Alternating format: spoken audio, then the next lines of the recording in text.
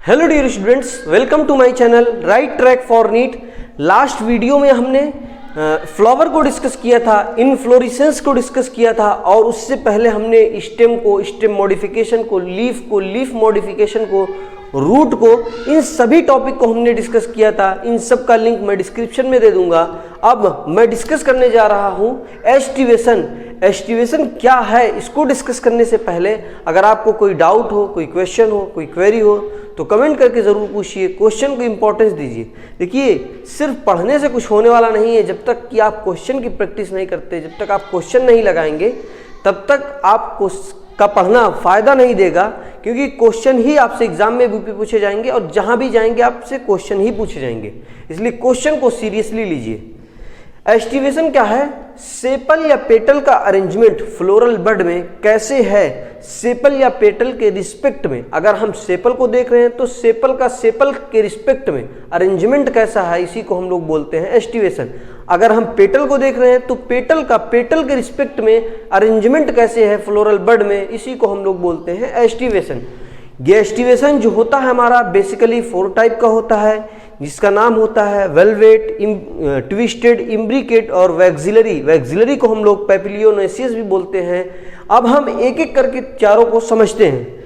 Velvet में क्या होता है, हमारा जो सेपल या पेटल होता है वो उसका जो मार्जिन होता है, वर्ल ऐसे लगे रहते हैं कि उसका मार्जिन, एक का मार्जिन दूसरे के मार्जिन को बस जस्ट टच किए हुए होता है। जैसे मैं अगर हम ये हमारा 2 मार्जिन है, एक इसका मार्जिन एक इसका मार्जिन, तो बस जस्ट ऐसे टच किए हुए होते हैं, ओवरलैपिंग यहाँ पर नहीं पाई जाती।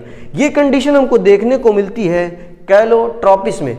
इसके बाद होता है हमारा ट्विस्टेड एस्टिवेशन। ट्विस्टेड एस्टिवेशन में क्या होता है, जो हमारा सेपल या पेटल होता है वो ओवरलैप किए हुए होता है।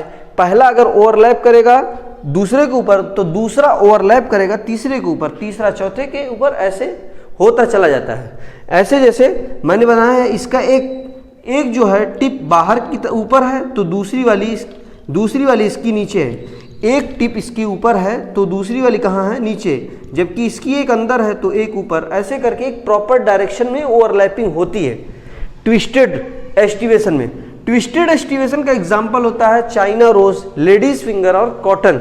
जबकि जो हमारा इम्ब्रिकेट टाइप होता है वहाँ पर भी ओवरलैपिंग होती है। बस ये ओवरलैपिंग एक प्रॉपर मैनर में नहीं होती, प्रॉपर तरीके से नहीं होती। उसमें कोई दोनों बाहर है तो कोई दोनों अंदर है। यहाँ पर देख सकते हैं कि आप इसका दोनों सिरा जो है वो अंदर है, दोनों पोर्शन जो है वो अंदर है, जबकि इसका दोनों का बाहर है। इसका एक अंदर एक बाहर है। तो ये यहाँ पर कोई प्रॉपर नहीं एस्टिवेशन पाया, ओवरलैपिंग नहीं पाई जाती। यहाँ पर प्रॉपर ओवरलैपिंग नहीं पाई जाती। किसके केस में? कैसिया और गुलमोहर के केस में। और इस एस्टिवेशन को हम लोग बोलते हैं इम्ब्रिकेट एस्टिवेशन। जबकि हमारा जो लास्ट होता है वैक्सिलरी एस्टिवेशन, उसमें क्या होता है, जो हमारी पेटल होती है 5, उसमें से जो 2 सबसे बड़े होते हैं, जिसको हम स्टैंडर्ड कहते हैं, पी और बीन के केस में स्टैंडर्ड कहते हैं। स्टैंडर्ड ओवरलैप किए हुए होता है तो 2 अपने से छोटे पर, जिसको हम विंग कहते हैं। विंग सबसे छोटे पर, स्मॉलेस्ट के ऊपर ओवरलैप किए होता है, जिसको हम कील भी बोलते हैं। इन्फीरियर होता है। इन्फीरियर या सबसे अंदर का जो होता है, सबसे छोटा जो होता है, उसके ऊपर विंग ओवरलैप किए हुए होती है। विंग के ऊपर स्टैंडर्ड ओवरलैपिंग किए हुए होता है। ये होगा हमारा एस्टिवेशन। एस्टिवेशन में अगर आपको कोई डाउट हो या बायो में कोई भी डाउट हो तो कमेंट करके बिना झिझक पूछिए। क्वेश्चन को ज़रूर इंपॉर्टेंट दीजिए, ठीक है। अगर आपको कोई डाउट हो तो कमेंट ज़रूर करिए, ठीक है। Thank you.